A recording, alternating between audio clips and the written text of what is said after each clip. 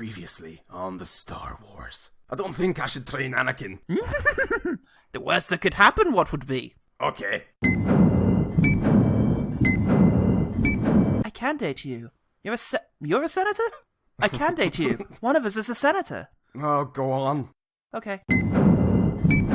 We've managed to fool everyone into fighting a dumb war for no reason. Okay, what now? Don't worry about it. Okay. After this one, I'm gonna make all the movies I really want to make. Howard the Duck 2 through 5. Not in that order, though. And now, to the conclusion of the Star Wars.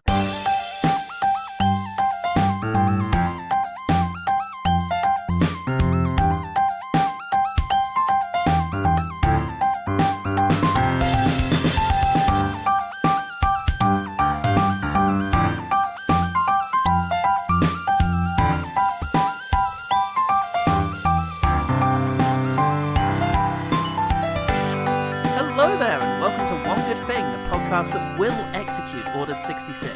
So, if you're a Jedi, just watch yourself. Don't fucking tempt us. Come on, we'll do it. If you're a Jedi. Are you a Jedi? No. I hope so. You got the squid things. I'm just a squid guy. Oh, if not, this is going to be really awkward. I'm so sorry about executing Order 66 on you. Apparently that's not a good defense in court. I'm Paul Absolute. I have a bad feeling about this. Speaking of which, Rise of the Skywalker is nearly here.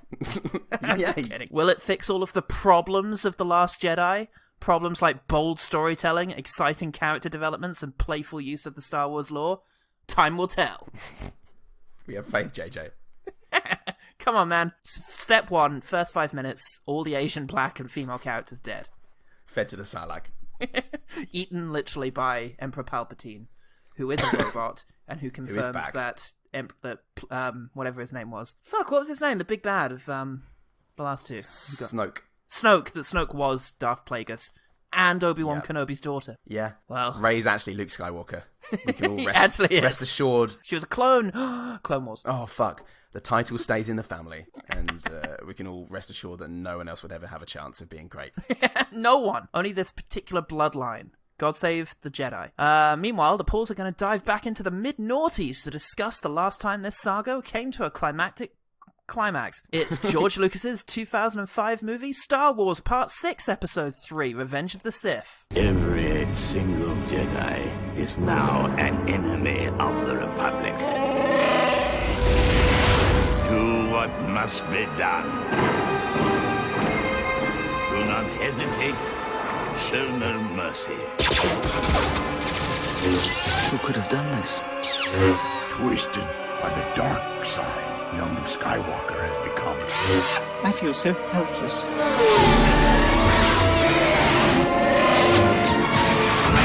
Star Wars. Come watch a Star Wars.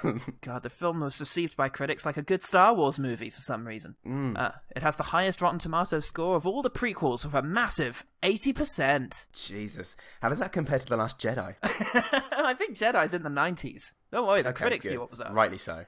Craig Ouffier at the Orange County Register. He's the register there. It's he just works on the tills, but he's a borrower living in the Orange County Register. Hello, come here, my film criticism. He said, from his little drawer. Say what you want about Lucas's one-take directing style, his over-reliance on blue screens, or his cheesy tendency to reference himself, but his imagination is as fertile as ever. He can still get hard. As fertile as a hard, drought-ridden ground. Mowed by Russian peasants, desperately eating potatoes with their hand. It's Bellatar's George Lucas's imagination. Fucking hell. Say what you want about his shoddy filmmaking, his poor dialogue writing, his boring films, limp-dicked stage setting and cinematography. It's pretty good. Say what you like, but you can't say it's bad. But otherwise, you can say what you like. Fuck this. The actual Yoda of film criticism, Joe Morgenstern, at the Wall Street Journal says, he earns that part of his name, Joe fucking Morgenstern. He says, Episode 3 mainly is what it is. That's true. The climax of a sometimes grand adventure that's more than the sum of its parts, yet much less than it might have been. Mournful Morgenstern there. That feels like an utterly meaningless review full of nonsense sentences.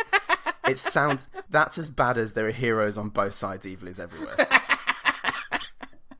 Maybe that's what he was going for. Well, you can see how he found a kinsman then. Oh, God. To put that 80% in context, I have a lovely quote from Rachel Wagner at rachelreviews.net. She's not even that Rachel. Oh. She's not the Rachel there. She's just another writer. It's a coincidence. He'll do. She says in her Rotten Tomatoes rated fresh review, I found it more entertaining than Phantom Menace or Attack of the Clones. Okay. So yeah, the 60% this movie has on Metacritic does make a bit more sense. Yes. The public, on the other hand, fucking loved this one, including me when I was a boy. Scum. Loved it. Me too. Scum. Yeah, me Pricks. too. Scum.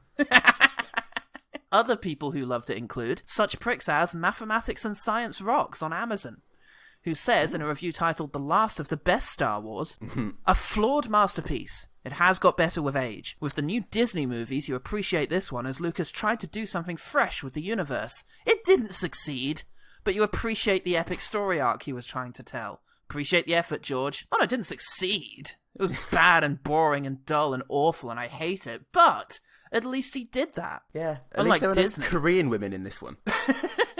Thank God. I hate that Imagine in my fantasies. trying to do that. God.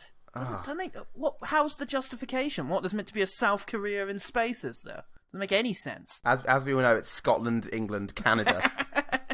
And New Russia, Zealand now. apparently, according to voice actor for General Grievous. Napoleon IV writing for Amazon. He's not living up to his granddad's name there. Despite the negative fan feedback, I liked this movie. It makes sense in the greater context of all the Star Wars movies. Fucking imagine going to see this one on its own. Oh yeah, I've heard about Star Wars. Let's see what this is all about, shall we? It does start with a war in space. Yeah, it does. You can't argue with it. It delivers on what it says on the tin. Now, the movie made a lot of money, but to Lucas's credit, he did leave it there and got back to ruining the original trilogy. His life's work. Thanks, Jorge Lucas. Thanks, George. Now, we have so many three-men because this is the third part of a trilogy where a lot of the same people kept coming back. Christ, if only we had a text scroll to take advantage of. We have some Lucases. We have Amanda Lucas and Katie Lucas. We have some Star Wars regulars, such as Anthony Daniels, Kenny Baker, that kind of thing. And of course, we have some familiar faces from the trilogy, such as Ewan McGregor, Hayden Christensen, Ian McDiarmid, Natalie Portman, who's actually a foreman because of Song to Song, and Samuel Jackson who's a foreman because of Glass. Other people include Frank Oz, Yoda, yeah, you'd expect that. Matthew Wood, who I think is a voice actor, Mike Sava, these are all people who brought you some of the racist accents, Olivia Ford Davis, and Silas Carson. So thanks, all of you, for your combined efforts. Oh, free to a man, free in the bush, free, yo. Films are shit, mate. For your fantastic work and for really just taking the brunt of it from George. From Jorge. So poor you, Sith Lord. What's one thing about this franchise I've written, but I think I mean movie, that made you wish you had unlimited power? It does help to see this in the context of the franchise. It actually definitely. does. I think you'll find, look, under those parameters, fucking great film. Yeah, in that context, it just wow, guys. Look, it does start with an actual space battle, which is nice, considering what we've been through. Yeah. But I say actual space battle.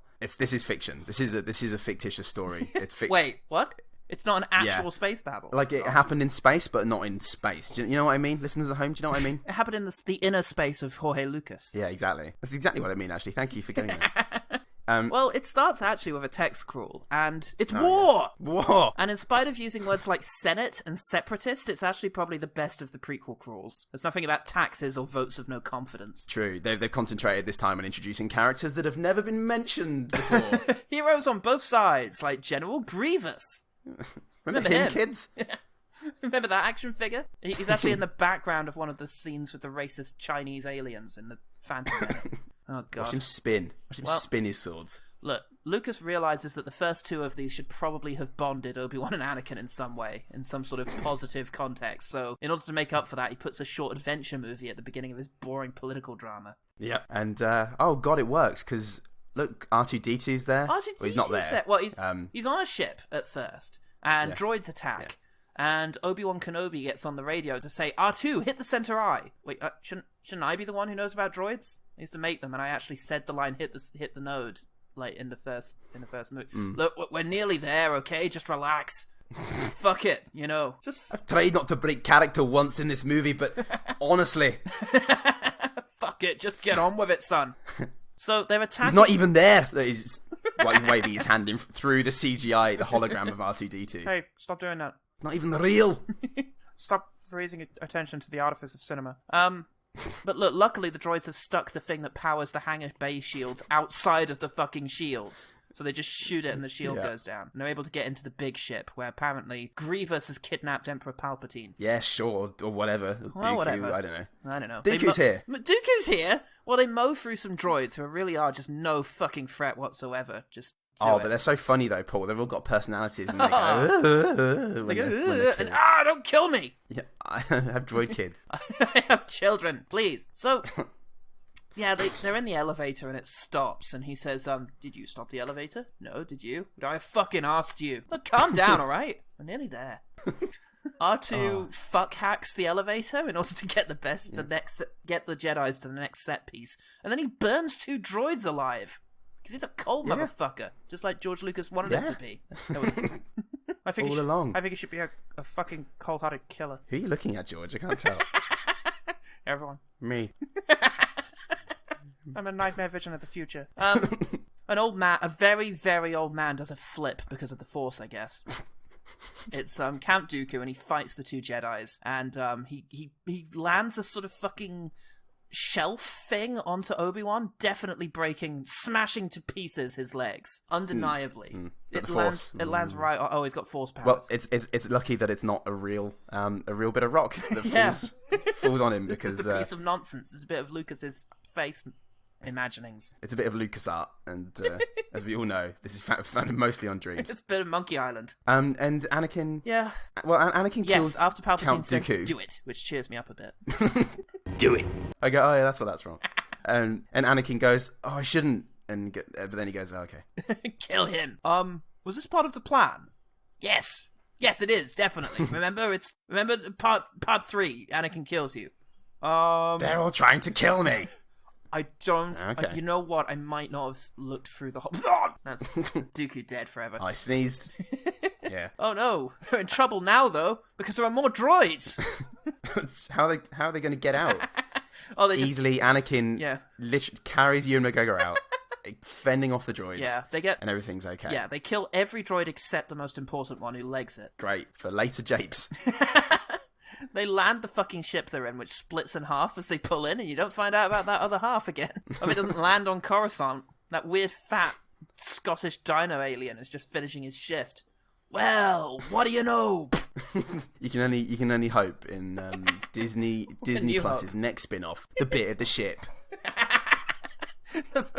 Directed by Rian Johnson, he got a new chance. Fucking hell. Well, look, the 20-minute... The ship's just Brad Dourif's face.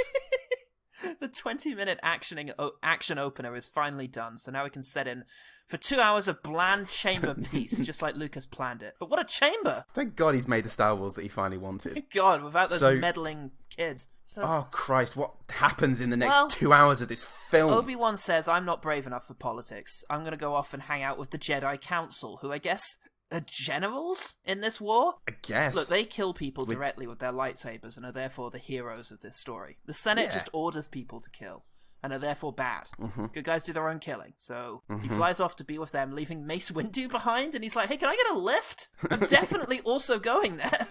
Hey! Racist. I think that says a lot more about you. Padme's pregnant? Yeah. She covertly... She's got the Princess Leia hair, because all princesses have this hair. She's going to inherit that. It's genetic. She covertly tells Anakin this just 5 feet away from every character in the film. There's a painfully awkward romance scene in which I just wondered, does Anakin have any other clothes?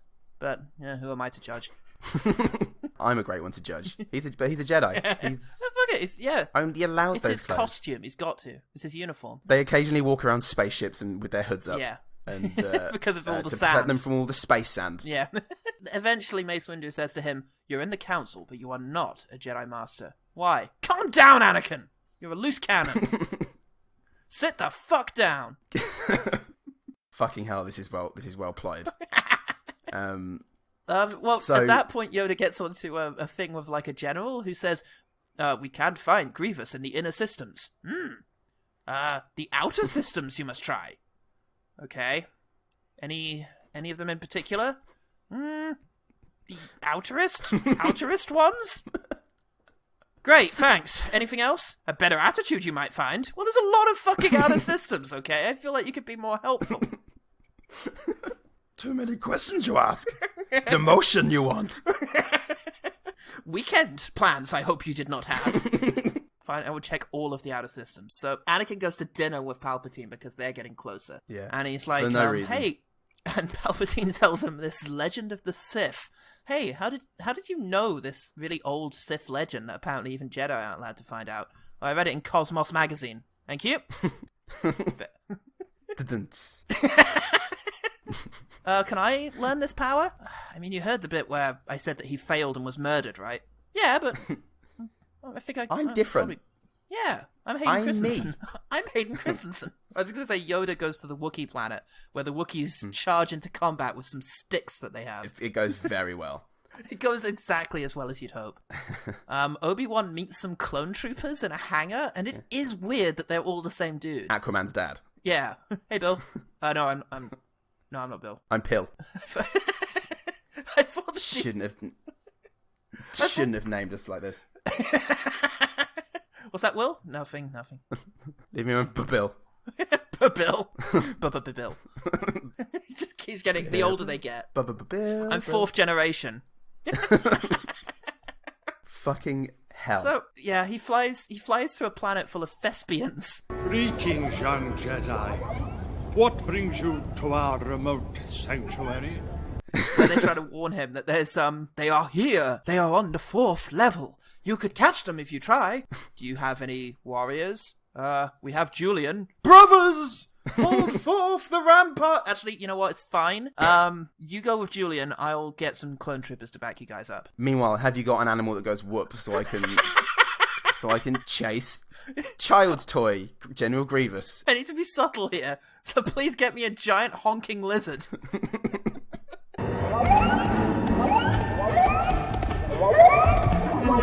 He sneaks in with his massive lizard, and Grievous does a cool spinning lightsaber thing, but then slows down when he actually gets into combat, like a 90s video game coming out of an FMV. Yeah. Well, it's because he's been trained in the Jedi arts pool. He's been trained in the Jedi arts.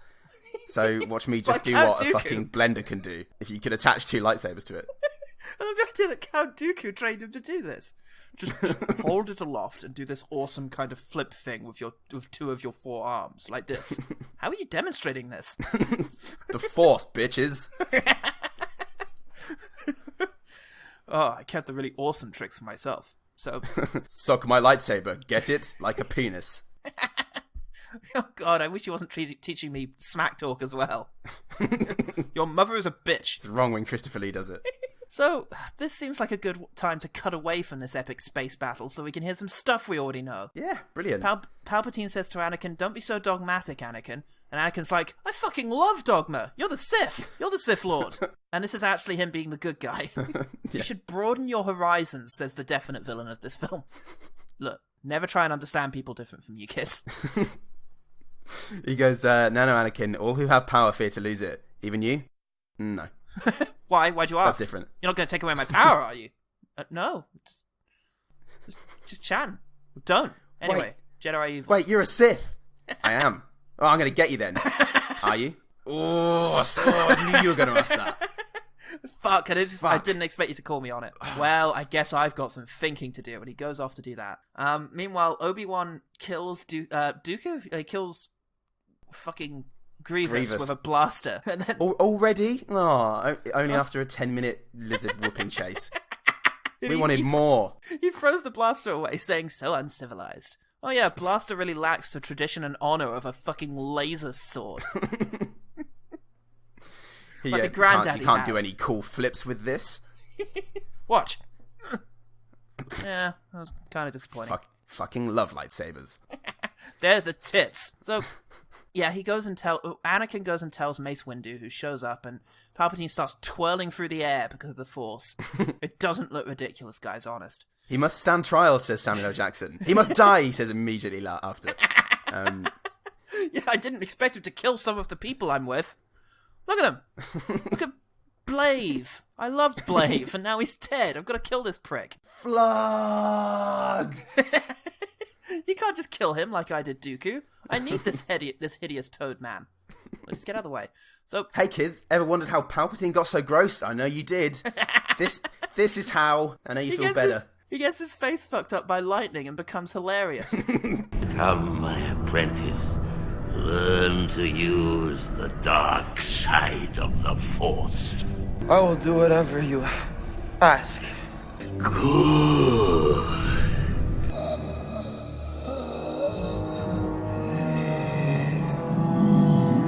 A new power is rising. Anakin, I am the good one. We will bring peace to the galaxy. You can start by killing the children. Yeah, so you're on board now with killing all of the Jedi, including, like, kids, right? Sure, in for a penny. Sure, for Padme. I mean, I pushed Samuel L. Jackson out a fucking window. I might as well kill a bunch of kids. Might as well. You can't really go back from that. Yeah, so Anakin goes and kills all of the child actors. How's Obi-Wan going to get all his hot tips now? I'm just stumped on this case. Oh, God. Well, you knew the secret to his strength. And yes, they execute Order 66. And yeah, all the Jedis are bested by guns. Yeah, by worthless old blasters that they were easily defeating before. Yeah. But this time they didn't know about it because yeah. There's a bit where Anakin goes back to see Padme, and 3PO says to R2-D2, he does seem very stressed lately. And R2's just like, dude, he killed so many fucking kids. No, I don't care, because I'm actually a sociopath who just goes along with whatever, and I just happen to be on the side of good guys. But, you know, he did kill a whole bunch of kids. Oh, yes, I could do with a tune-up as well. Fucking wish you could understand me. For fuck's sake.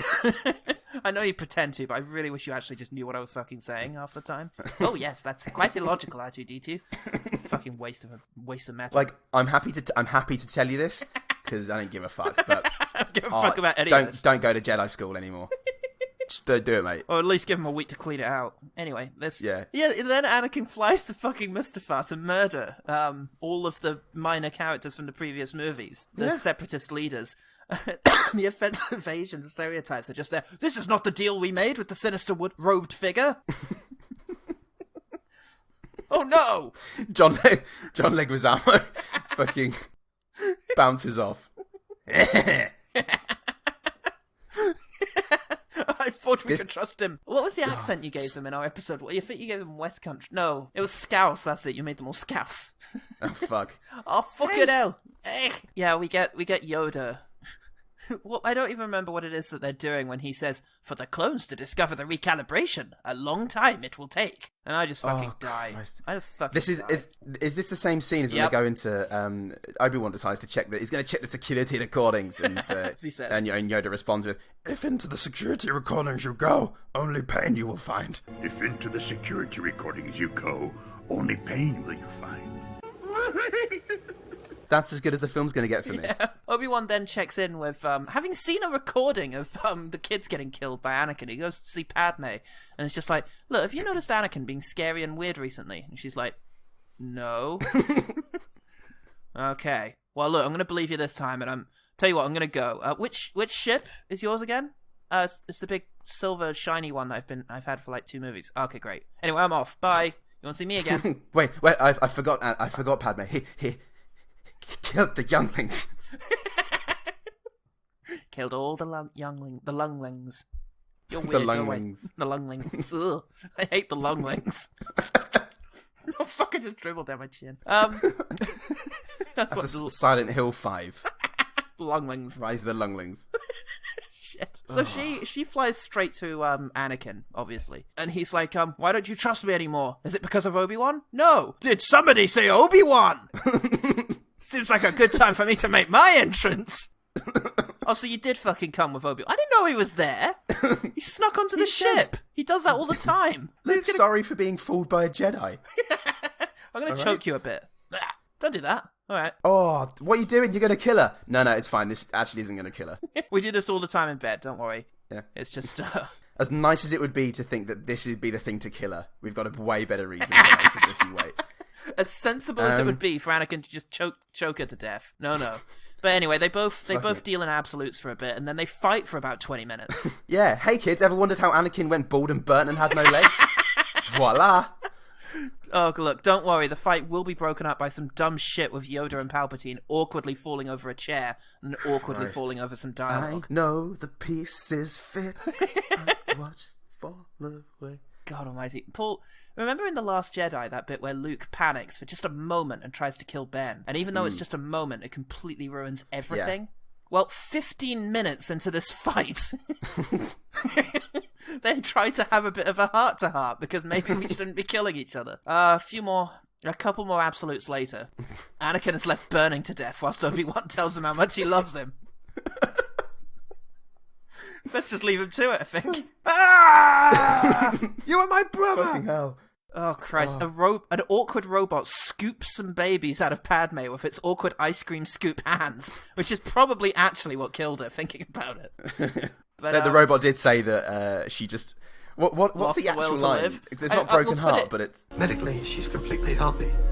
For reasons we can't explain, we are losing her. She's dying. We don't know why.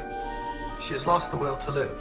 No, she does die of a broken heart after she quickly folds some handkerchiefs in a memorable way, I guess. Because so Leia can remember that later. Anyway, she names Jimmy the kids in front because ever wondered how they got their names, kids?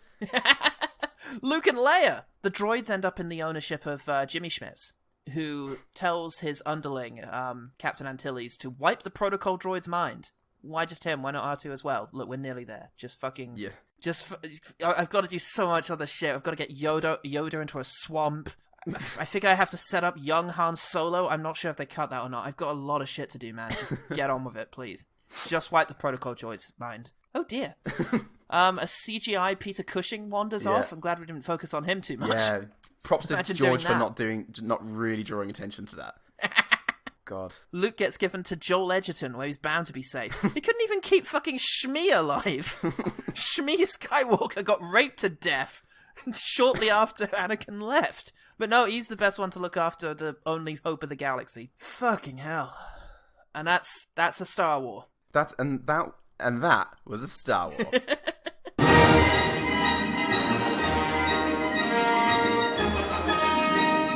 So it's boring. All right. It's boring and a mess. It's boring and fucking bollocksy mess. It's too long, but it's not actually the case that you need to cut stuff out to make it better, because it has everything that you need to tell this story well in the wrong order, but it's all there.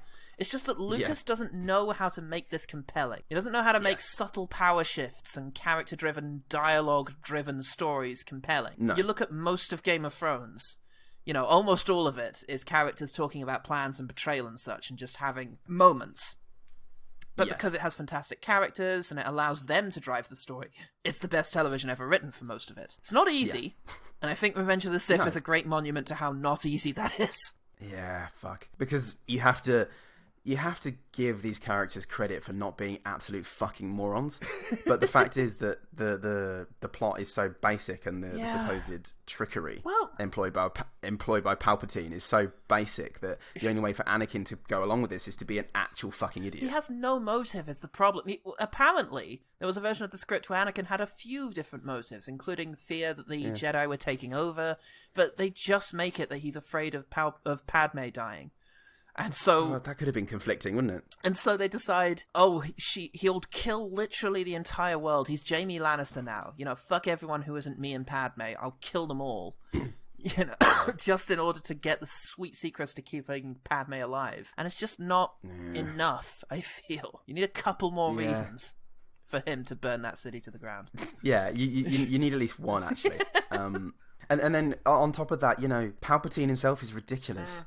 Oh, he's he's hilarious. Circus of a man. I enjoyed him. He's a guffawing buffoon. Yeah. He's No.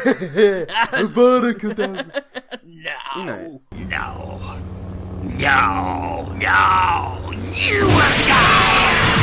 unlimited power. It's fun. It is fun. It is campy, and maybe if the whole movie was campy, it could be a little more enjoyable. But I mean, a big part of it is, and we've said this so often, but there's no actual sets. It's all shot against green screen, and it looks like awful. It looks completely flat and dull. I thought about this early on, actually. There's a scene where Grievous is getting away, and it could have looked so cool because he's this robot man, and he's cloaked and hooded, and he needs to scowl and march his way across the outside of a spaceship whilst there's a battle waging on around him, and then sort of lower himself into a pod and get away. And it's just so flat. It's literally just show that is happening. There's no mood or emotion or judgment on this being a good or bad thing. You just see that it's happening. And that's most of this movie. It's just so many scenes with terrible tracking shots, conversations between people walking slowly around a room. Yeah. The multiple chats between Anakin and Palpatine in that red room is just some of the worst directed pieces of cinema I've ever seen, because half of it's blocked by CGI. You can undo that with CGI. You can just unblock the characters, but they're filmed from a distance, walking behind things, and the dialogue is god awful. The directing and cinematography is non-existent, bland, very bland. And one of the things I thought about often is how weightless the lightsabers are. In the new movies, whenever someone turns on a lightsaber, it's this sort of cacophonous sort of thing, and the lightsaber feels like it's ending reality around it as it moves, and every single swing of it could take your life. In this, they first get them out when they're jumping out of the ship. There's no ceremony. You know, there's nothing special about it. They just whip them out like they would anything, and start twirling them around, and droids start falling apart around them. Almost as if they just said, look, just swing them anywhere and we'll animate droids later into it. There's no purpose. Yeah. It's all unmotivated. Yeah, exactly. It just feels like nothing. You brought this up, I think, in either Attack of the Clones or Phantom Menace. The problem with having the fancy, tightly choreographed lightsaber battles is it just doesn't channel emotion. It doesn't communicate anything that you need it to communicate. So you can have a character going, no! And then just doing spinning, an incredibly delicate. And I found that with the final fight between Obi-Wan and Anakin, where the music kicks in, and it's just so dull. And I know Steven Spielberg actually came in to do some previs on this, but it's definitely Crystal Skull era Spielberg doing some of the work here, because it's very uninspired. And another thing is, I really hate the way that Lucas can only portray strength in one way. If a character has the Force and is strong, then they can do backflips, they can twirl through the air, they can kill literally anyone they want with a lightsaber. Yeah. He has no consideration for other more subtle shows of strength. And the result is that you have ridiculous scenes of old men backflipping around with these tiny monster dudes. Oh, there's no way of Yoda being strong with the Force, but not an acrobat. Remember in Last Jedi where he just waves his hand a bit and a bolt of lightning hits the Jedi tree, and it's effortless and really cool, and you get the sense, wow, he could probably do anything, but he's wise enough not to, and he's mysterious and beguiling and exciting as a result. There can't just be a one-size-fits-all thing. But of just good with the Force or bad with the Force, and everyone is good with the Force. Yeah, it just smacks of the way George Lucas has approached this whole thing. We've been through the Jedi uniforms, the princess hair, and just...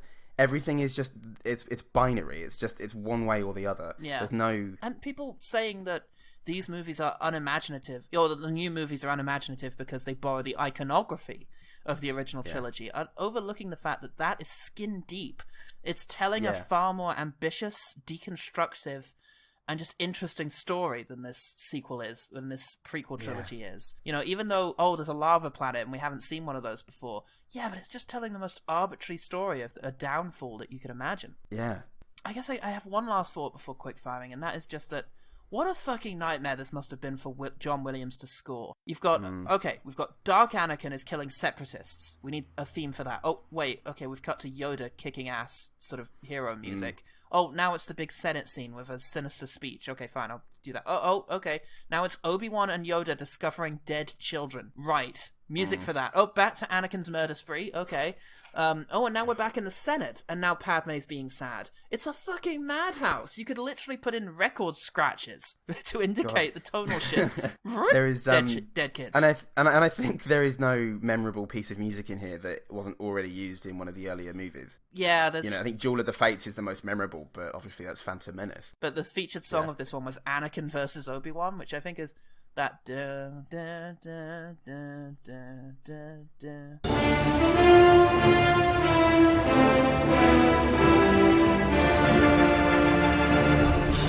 Okay. Yeah, it's no love theme. There's not really a good one in this one. Everything feels either phoned in or just woefully aggressively misguided. It's odd though, because this was the one that people were positive about, that I was positive about. Me too. I remember thinking this is the good one, and yet it is just really dull. It's strange. Maybe we had this different expectation. It is fairly dark, at least. It ends in a depressing place. I think it's probably just the what's the word, the relief, the something of low expectations. Yeah, exactly. You know, but also the relief that the prequel trilogy was over, I think, was a big thing. Yeah, I think so. It's not a great movie. It is a 60% movie, I think, if that.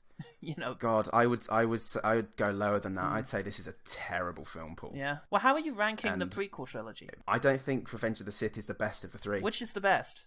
Because we really Phantom Menace. Okay, interesting. That's I mean, it's the one that feels the most like an adventure movie, I guess. This is meant to be the sort of angsty, grown-up Star Wars, but the smart political movie, it's just... And it's not. It's really not. It's very basic, it's very surface level, and it just doesn't really get into any of this. Yeah. Any of the real consequences. You're so beautiful. It's only because I'm so in love. No, it's because I'm so in love with you. So love has blinded you? That's not exactly what I meant. You're probably right. Oh, fuck. Love won't save you, Padme. Only my new powers can do that. Ugh. Great. Not written by a real man. Oh, dear. I'm sorry to be so yeah, it feels bad, aggressive and insulting about it. I try to be positive, but this is a bad movie, and there is just evidently it's not better than the new Star Wars movies. No, that much we can say is definitely true. Whether or not it's the best of the prequel trilogy is another sort of dark discussion to be had, but I would agree that really they're much of a muchness as far as I'm concerned. In terms of maturing themes, I don't see it. This does just feel like the one arc of movies, of fairly dull, definitely, motivated by passion, but misguided trilogy of films. But Jesus. Having said that, as usual, there are good things. Let's quick fire. Quick fire. Quick fire, pew pew pew. It opens with an actual space battle. Yes, I liked the space battle. It was, and I know that it's an artificial camera, and yet the way that they've designed its movement is fairly compelling. And, the art of the whole thing, with just this huge sort of panorama of little ships moving around, it's Yeah, but and for Revenge of the Sith is pretty good. It is an interesting colour palette, and because nothing is trying to be real, everything looks kind of real. Yeah. I like Grievous when he's just like this coughing old wheezy droid.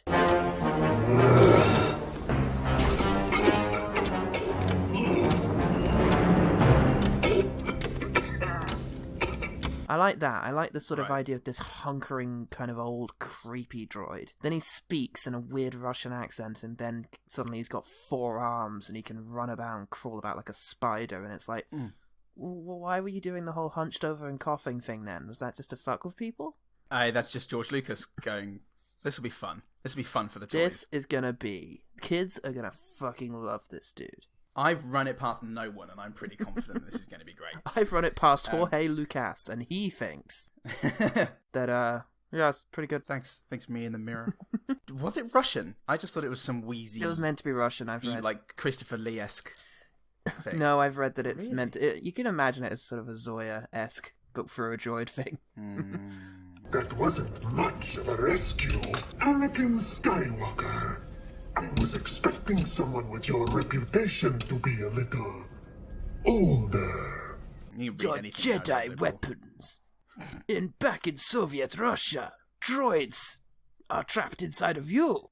When they crash the spaceships, when they crash their fighter jets into magical rockets. The hangar, and Anakin leaps out the spaceship and he takes out a couple of droids. That looked quite cool because he uses the momentum of the carrier to crush into them. Yeah.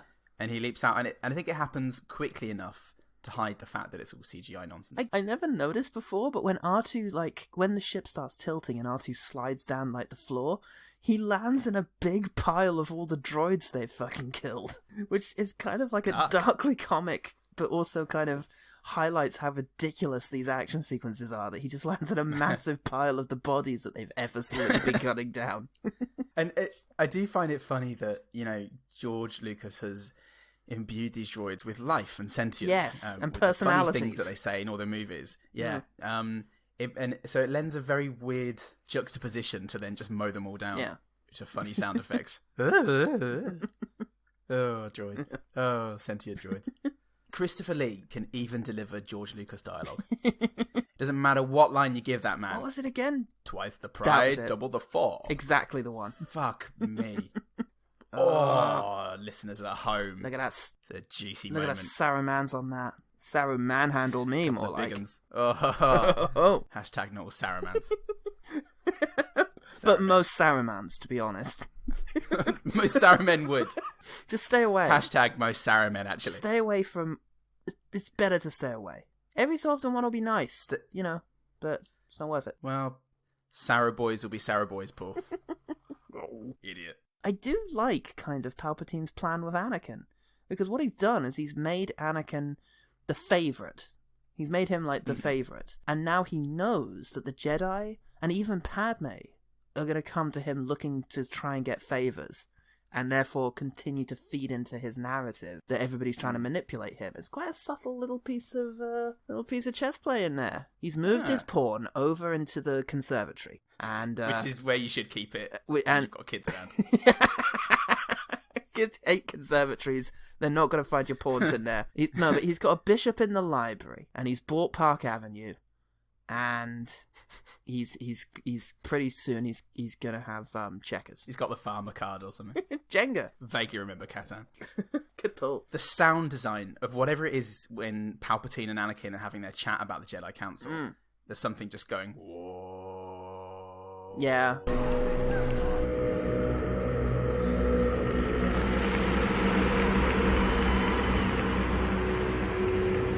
Oh, what, in the opera? Well, in the sort of weird bubble opera. Yeah, bubble opera. That's what that was. So yeah, they were hanging out in the generator room. There is some good John Williams throat singing bits, which I quite appreciate. I love those bits. Oh, I like Obi-Wan kicking Grievous and then screaming because the leg was really hard, and he's just hurt his leg by kicking him. Because it's probably the first time in any of these movies where I felt like someone got hurt during a fight. Yeah. That little comic relief moment is the most expression, concern, and humanity I have seen in any of the prequel fights. Yeah, agreed. I think actually... Even Qui-Gon getting stabbed through the stomach didn't quite ring as true. That's when Obi-Wan just goes, oh, fucking hell. Yeah, no! Twat, I fucked it. There were one or two moments in this movie, actually, from Ewan McGregor that were not only the first time that anybody emoted, but the first time that Ewan McGregor just looked like he gave a shit in the entire 6 hours of cinema there. Because you have all those things where they're crashing up and down on a lift, and he should be going, not down, R2, up! But he's going, not down, R2, up. Yeah. Yeah. You think of Luke in the trash compactor. Yeah. R2, Jesus! No, R2! Help us! No! Yeah, oh, God, exactly. No! Please don't let me die in a fucking joke! No! Not down R2. And the thing is, when these lines that Ewan McGregor delivers later in the movie, they're it's hard to believe or see where he's coming from because of all, everything beforehand. But his line, my loyalties to the Republic, to democracy! I just love the delivery of, to democracy! It's like, to democracy. Some emotion there. You know what I mean. Ugh. Do you democracy what I mean? I hate you. You're no master. You know what? I wasn't absolutely sold on the Jedi being evil, but now I am actually gonna. You know what? I feel like dealing in. Don't say it. No. You know what I'm gonna deal in? And then they kill each other.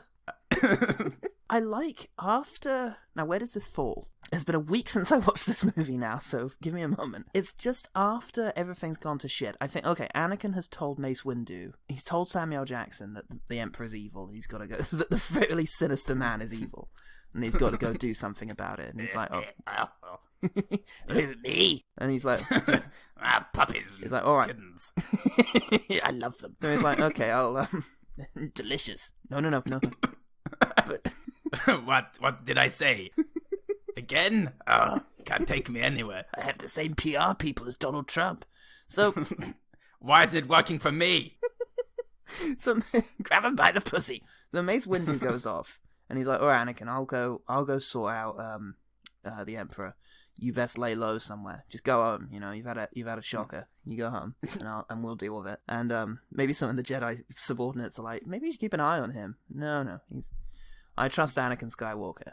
Just I got a good feeling about all of this, so off he goes. Yeah, and so it gives Anakin a moment to go home and like look poignantly out of a window, I think. But no, Padme, I think, is also looking poignantly out of a window. They might both be at home, just not aware of each other, staring pointedly out of opposite windows. I remember the scene, because I was wondering the same thing. Are they both staring out the window? Is one of them staring at the other one? It's love, young love. I think generally it's articulating the idea that they're communicating silently, which is fantastic, because, it means you're not hearing any of the dialogue.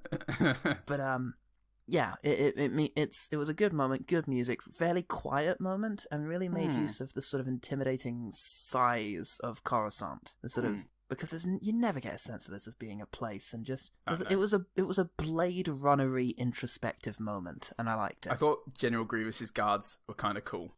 Very not amazingly realised, but they had the same sort of the ones who could have their heads cut off. Yeah, they felt like Snoke's guards. The Red Guards. Yeah, that's similar cool. sort of thing. Kind of robust.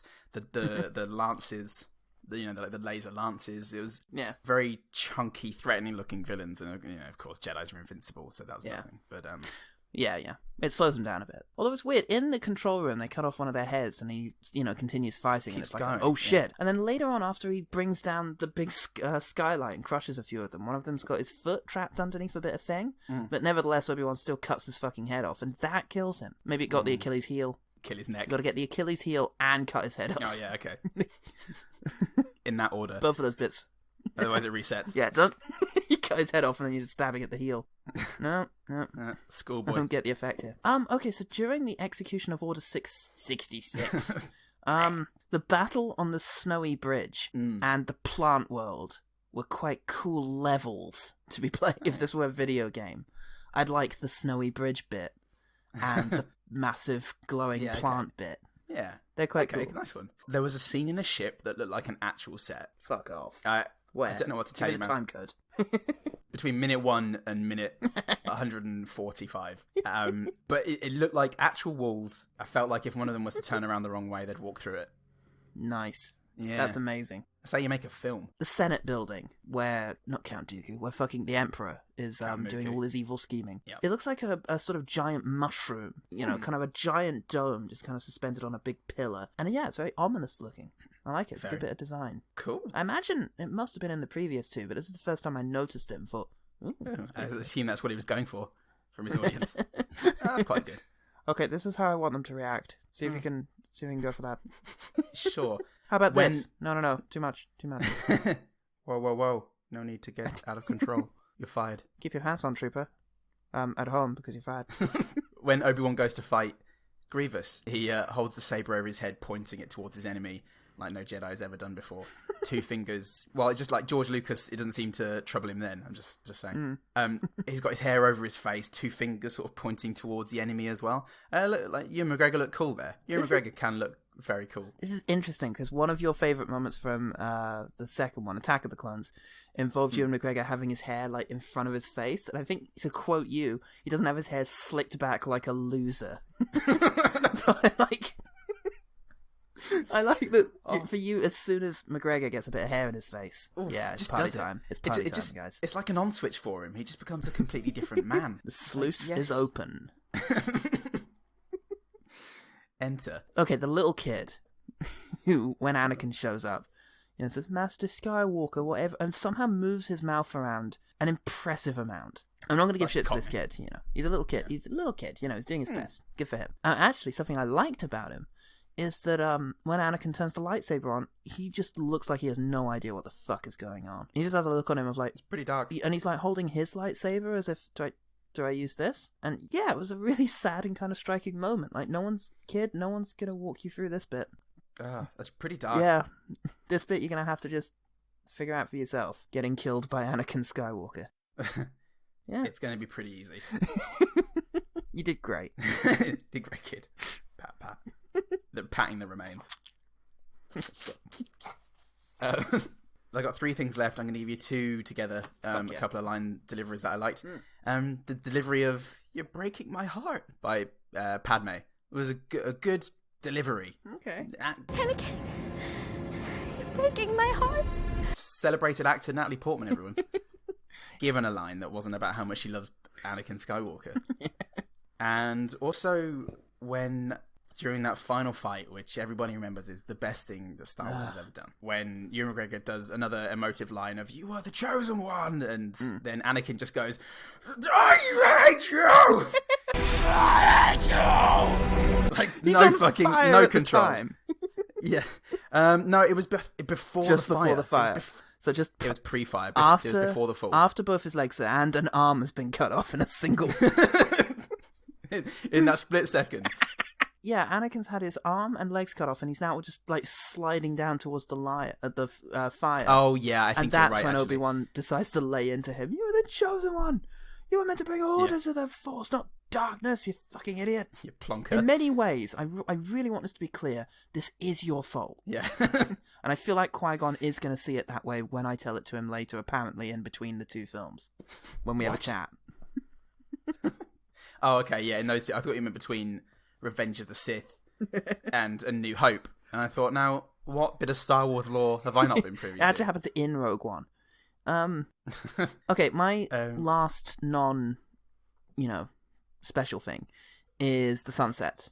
That gorgeous Star Wars sunset that Luke stared into and that Joel Edgerton stares into, desperately contemplating how he's going to fucking handle any of this. Yeah, it's still a beautiful sight, that sunset, and it's a good place to end the prequel trilogy. Yeah. A moment of calm.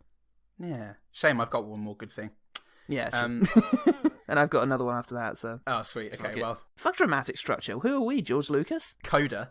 Well, long after the Epilogue. ridiculous Vader no. We finally get this moment. It's actually just before the Joel Edgerton bit. Palpatine is just standing in whatever the fuck the spaceship's called in this one. I think it's a Star Destroyer at that stage. Cool. And Darth Vader, in full Vader form, he comes out in his helmet. Did you have my Vader form ironed? I really wish you wouldn't call it that. Got a long way to go. Eat this kitten. Would you like any of this kitten? Yeah, we're gonna have to have a chat about that before the next Senate meeting. But he walks up to the window, like the viewing pane, and looks side by side with the Emperor at the Death Star being built, and it's played out, no dialogue. Yeah, and it's not needed. It's just this Vader resigning himself next to Palpatine. A lot of our favourite moments are the ones without dialogue. Yeah, it's beautiful. It's a really good, effective moment, actually. Well, there's one last thing that we've not mentioned about this. He's been in the background for 2 movies now. He's been just lurking around, having a couple of lines. But here, he goes all in. We are, of course, talking about Ian McDiarmid's performance as the Emperor of Star Wars, ladies and gentlemen. Which was very surprising. He could have gone either way for a couple of films there. Well, he can't be Darth Emperor Palpatine. Look at him.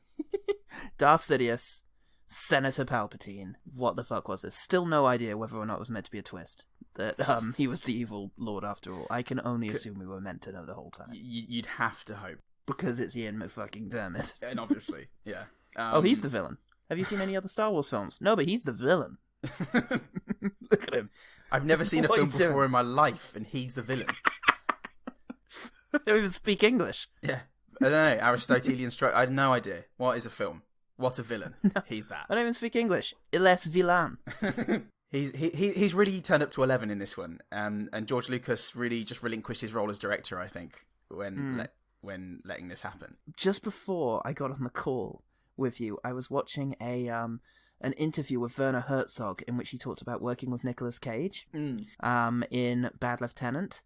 And apparently Nicolas Cage came up to Werner Herzog and asked him why the Bad Lieutenant is the way he is. Is it because of the drugs? Is it because of Hurricane Katrina? Is it because of some sort of nihilism, whatever?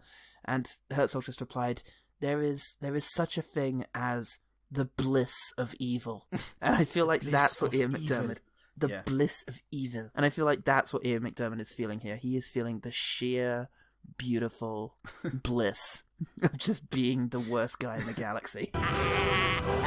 That's very true. Lucas and Diarmid threw the fucking rulebook in the pig's anus for this, because this is just... It's a sight to behold. It's a volcano of a performance. It's joyful, and especially we've got to talk about unlimited power.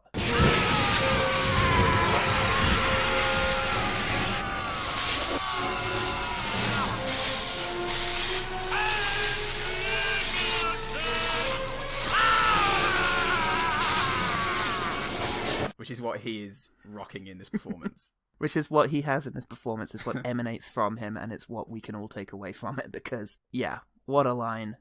And what I didn't appreciate is, he says it twice? Yeah, that's it. This is what he does. He's so nice. He does his no thing. You will die. And then, after Anakin cuts off the arm, there's a minute, just a beat, and then he goes, power! Unlimited power! Mm-hmm. And I didn't, because the lightning snaps on almost straight away, it's very easy to miss that first power. But it's great. Oh, power, conditional, unlimited power. How was that written in the script, with a semicolon? Power, yeah. And he said, well, just do with that what you will, Ian. I trust you. I was improvised. Fucking hell. And that scene, you know, with the prosthetics, which is just the most ridiculous thing. Oh, God, he looks funny. For a start, we just didn't need to have that happen. We didn't need to have his face accelerated to gross. When he has got the prosthetics on and his little orange eyes, and I don't know how it turned his eyes orange, and he's just, you know, sat in his little chair, a new power is rising, and we shall have peace. Chilling. Fuck. It's brilliant. Didn't need to melt his face like a pizza. But I'm glad they did, because... You didn't need to turn him into Pizza the Hut. But I'm glad they did, because it was wonderful. And so is Ian McDiarmid. And that, wonderful. I think you'll find, is how you quickfire. Tell us about that OG team. I have a couple of things from the OG team. Firstly, Bloatbusters podcast, I think, said, I remember the Grievous fight being cool, and... No, that's it. Yeah, that's okay. It had moments, he says diplomatically. I like says placatingly. I like the spinning lightsaber bit at the beginning. That was kind of cool. But then he slows down so he can have an actual fight. Yeah. Yeah. Look, the spinning lightsaber thing to me just smacked of toy to toy. Buy the toy now. Janelle says the commitment of Vader's suit makers to ensure he's got his cape on prior to him breaking free of the operating table. They had to lay the cape down. It's just wonderful when you roll him up and you go, why did they put his cape on already? They rolled him into it like a fucking wrap. They had it all rolled out. They just slung him down a pit and he rolled into his suit. It's amazing how he put all that together. Okay, Chris Hathaway said, when it was released, I was travelling in Southeast Asia. I watched a dodgy copy of it in a bar in Cambodia, and it had the best subtitles. So wrong, i.e. General Previous. and whenever someone said Jedi Knight, the sub said Cheddar Knight. It actually made the film enjoyable. That actually does sound pretty good. It does sound pretty good. It sounds like my Hottie and the Naughty experience. My Malikian Hottie and the Naughty. The Hottie and the Faith. And then finally, on a very positive note, a podcast about something #Star Wars said 1, the battle on Mustafar, 2, the battle with General Grievous, 3, Grievous's motorcycle thing, 4, Obi-Wan's lizard thing, 5, unlimited power, 6, Yoda versus Palpatine, 7, thundering applause, 8, Sidious's well thought out plan all coming together, 9, execute Order 66. I could probably add more, but I ran out of characters. Well, I'm really glad he enjoyed that, and that he's got all of those good things. It sounds really positive. Mixed results for me. Some of the action sequences described there just did nothing for me. Yes, the thunderous applause thing was pretty good. It was amidst one of the most maddening fucking montages of sequences I've ever seen, which include the death of kids and such. So it was a little weird, but it was a good line. Yeah. The thundering applause is a bit of a clunky phrase, personally. I liked it. Thank you very much. Yeah. Bloke. Thank you, a podcast about something #Star Wars. Let's all look forward to the rise of Pie Walker. I haven't seen it. No. I don't know Star Wars. I'm more of a Pog man. It's the only two things you had in the 90s. What about Star Wars, Pogs? What? Get out. Talk to me and my family. So, Paul, assuming that's the end of the OG team. Oh, it is. Thanks, OG team. We are now done with the Star Wars prequel trilogy. Yeah. How are you going to feel moving forward when they come up casually in conversation, as they often do? Has this endeavour changed your view of them at all? Yeah, I mean, I can say with authority that they're all shit, and the Revenge of the Sith isn't the best of the prequel trilogy either. It's also made me take a step back and go, maybe every film I liked when I was 15 was garbage. So now I'm starting a separate podcast where I watch all of those. Called Who the Fuck Am I?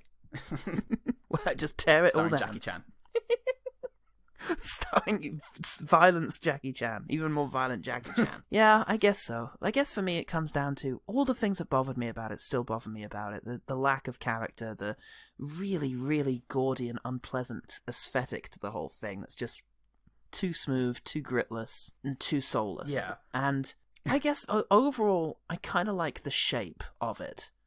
I like the idea of Anakin's sort of descent into darkness and the rise to power of the Emperor and such, but it's just too messy. And again, we said it in the previous one, a story like this needs to be told in sort of moment-to-moment impressive moments, like twists and turns, and there just aren't any in this trilogy. And it's what it comes down to is just a series of conversations punctuated by maddening special effects sequences. And yeah, to be the opposite of jokey blunt, I think, I can appreciate what George Lucas set out to achieve. He wanted to tell a sprawling tale of intrigue and mystery and like wondrous Jedi powers and their legacy. It was a solo venture, and it was folly. I think he didn't find a compelling way to marry the spirituality and the science and all the rest of it, with the kind of high-spirited, entertaining space adventure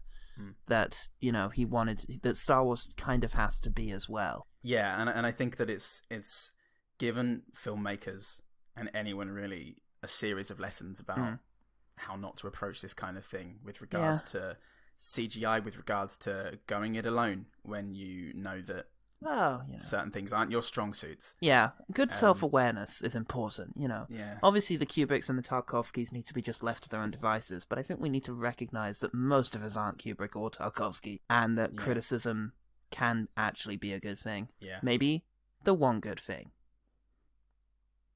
No. How about a one better thing?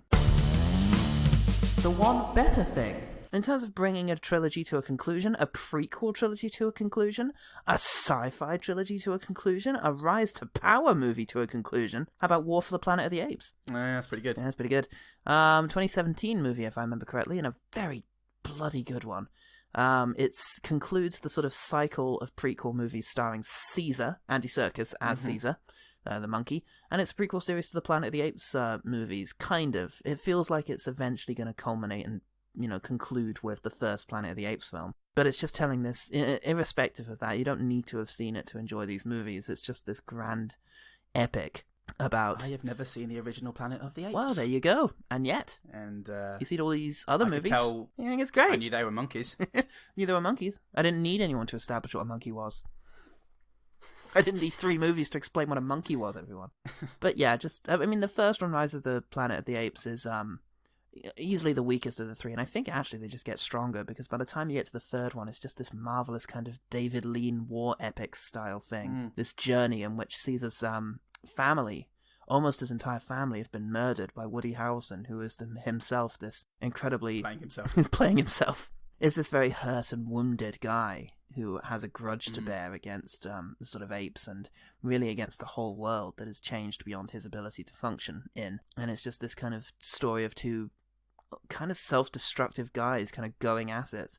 And it's got, echoes of Apocalypse Now and Bridge Over the River Kwai, and great prison movies as well, and fantastic soundtrack by Michael Giacchino, and brilliant performances throughout. And yeah, there's a little girl in it who's really cute, so you should watch it. It's great. Okay, well, we could go for a film in a sequence made long after the original series by the same director that not only kept to the spirit but brought something new and modern in George Miller's Mad Max Fury Road, Or we could go for something that was taken on by a new director, respectful to the original material, and furthered our understanding of the world whilst bringing new story, new characters, and new observations. And that would be Denis Villeneuve's Blade Runner 2049. Oh, yeah, definitely. I think finally now making it the last segment in which I can bring up this movie for OG team, for One Good Thing. Until we do our one on best performances by the chick out of Knives Out and Knock Knock. Yeah. We will create new segments for this movie because it really is fantastic. Denis Villeneuve, I just cannot wait for Dune. Oh, man. What a treat that's going to be. Just the care and attention that he gives everything that he works on, and just elevating everything beyond the original source material. I think it does this masterfully in Blade Runner 2049. And, on top of that, we've been through it before. Fantastic characters, incredible soundtrack by. Is it Johan Johansson? Yes, it's Johan Johansson. No, sorry, it's Hans Zimmer. Is it?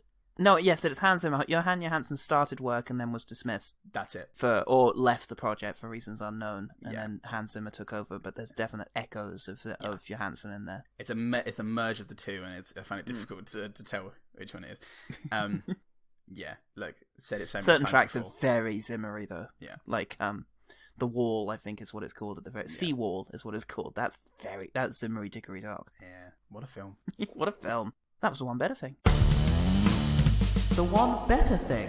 Oh God, I think you better tell people how they can find out more about the Pauls. Well, if you've got the energy left in you after that ravaging, you can do so. OGT Pod at Twitter, Facebook. OGT Pod clean yourself up, love. Clean yourself up, love, and dude, and and pets. Wipe that off your chin, and then oh God, you wipe that good film criticism off your chin, Paul. Filthy mind. Anyway, sorry about that, listeners at home, for that disgusting interruption. It's a family podcast. By the savage host of One Good Thing. Yeah. Wipe that film criticism off your chins and then come and tell us about it at Facebook OGT Pod, Twitter OGT Pod, ogtpod@gmail.com. Tell a friend about it, about the savage Paul Goodman and the even savager Paul Salt. I meant to say Paul Salt first time around, but wasn't concentrating for a second there. Keeping it all in. So good at this. I'm already. I've clocked off. I'm phoning it in. I don't care anymore. I'm not getting paid for this. But if you want to pay us for it, hey, find a way. I mean, we haven't. Do it for us. Post us money. Too lazy to set up a Patreon, and yeah. Well, post us money. Send it to George Lucas at Hollywood.StarWars. Only coins though. I'm Paul Proxy Server. That was left field. Sorry, man. I'm Paul Left Field. Remember. I'm Paul Wigfield. And remember, the one good thing about Revenge of the Sith and the prequel trilogy in general is that an old man got to act really fucking creepy. In front of camera as well.